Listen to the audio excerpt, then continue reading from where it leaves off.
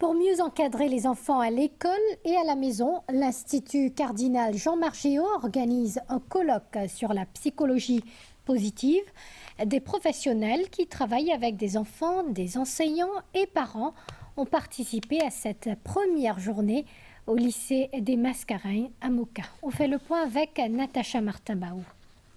Des différentes méthodes et moyens d'enseignement discutés aujourd'hui lors de ce colloque sur la psychologie positive. Les objectifs de cette méthode d'enseignement sont entre autres développer la capacité d'aimer et être aimé chez l'enfant, être heureux et prendre confiance en soi. Pour atteindre ces objectifs, il faut avant tout relever les lacunes chez l'enfant, en même temps identifier ses forces. On pouvait soit s'inscrire dans une logique où on pointe toutes les faiblesses de l'enfant. De l'autre côté, on est sur une identification de ses points faibles dès le départ, ce qui peut avoir un impact négatif sur sa confiance et du coup peut-être que ça peut limiter son engagement dans les apprentissages.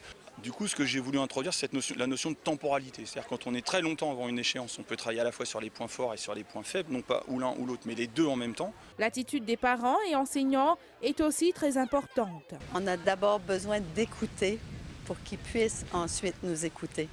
Alors on apprend ce que j'appelle des habiletés de communication pour aider les enfants à parler, à s'exprimer. Puis des trucs simples, là, vraiment rigolos dans le genre, au lieu de dire « Ah, t'as encore laissé tes baskets devant la porte, c'est quoi le problème avec toi? T'oublies toujours, hein? Si ta tête n'était pas vissée sur tes épaules, tu l'oublierais elle aussi. » Non, OK, à la place, on apprend des choses aussi simples que dire un mot, tes baskets.